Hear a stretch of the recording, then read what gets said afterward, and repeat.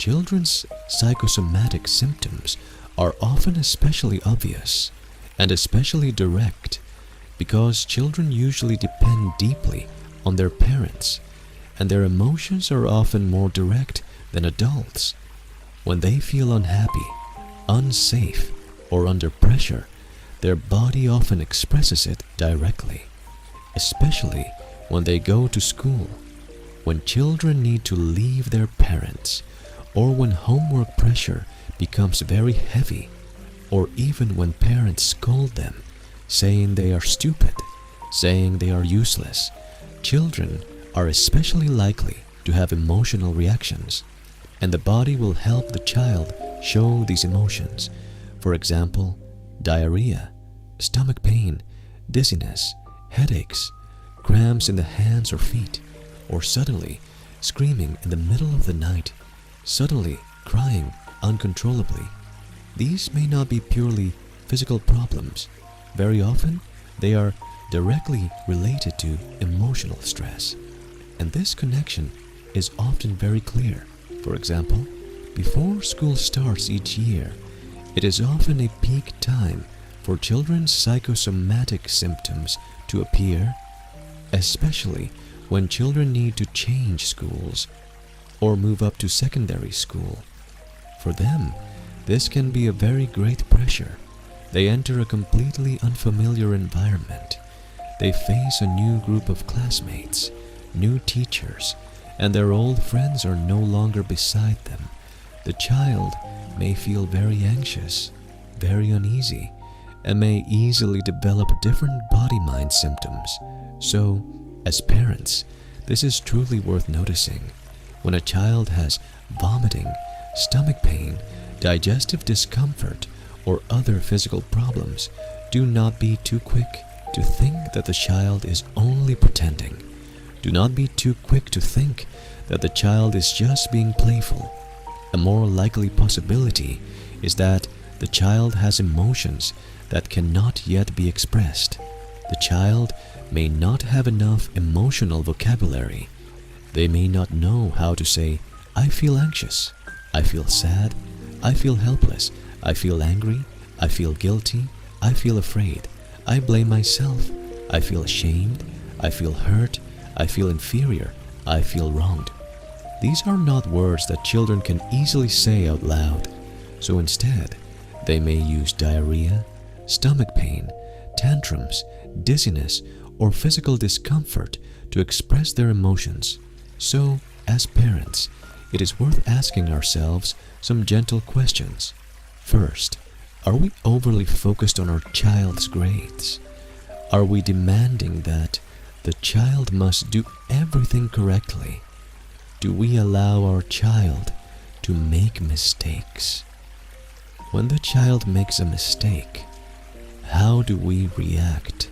Could our reaction make the child feel a lot of fear, anxiety, uneasiness? Could the child feel blamed, criticized, disrespected?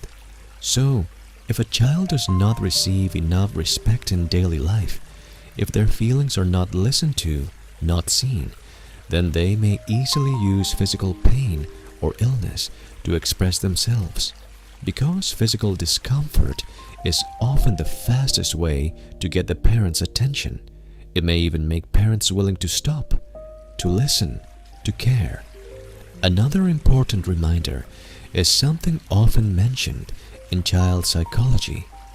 The root of a child's problem does not always come only from the child.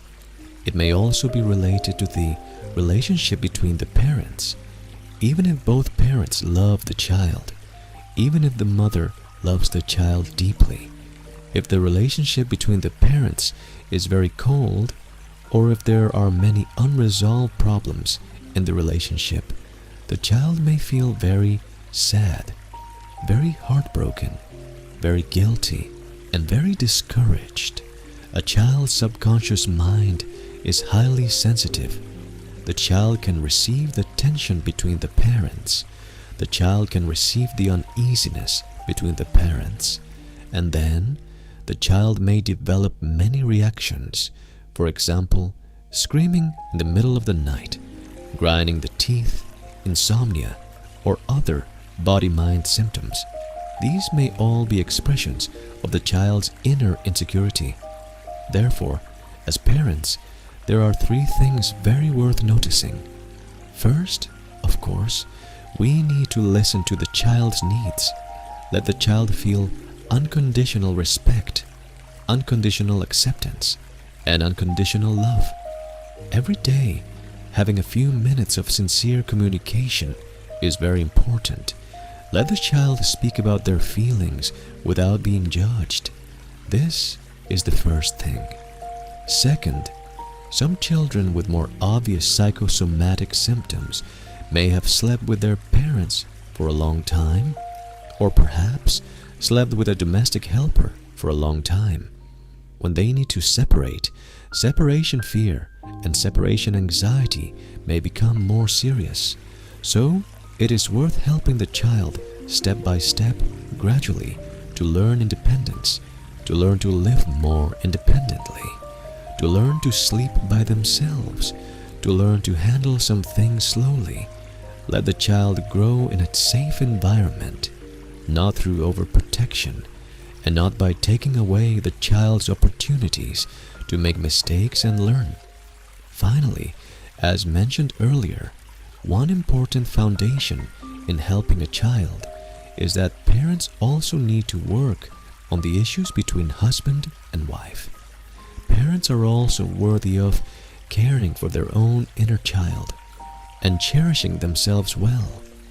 When parents are willing to care for their own emotions, willing to repair their own relationship, and willing to relate in a more stable, more gentle way, our relationship with the child will usually become easier to improve. Of course, if a child's physical symptoms continue, or if the situation is serious, professional medical assessment is still needed. We are not ignoring the body.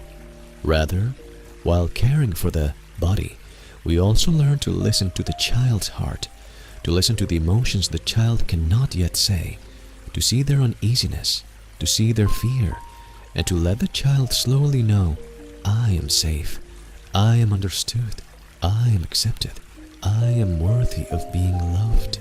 Thank you.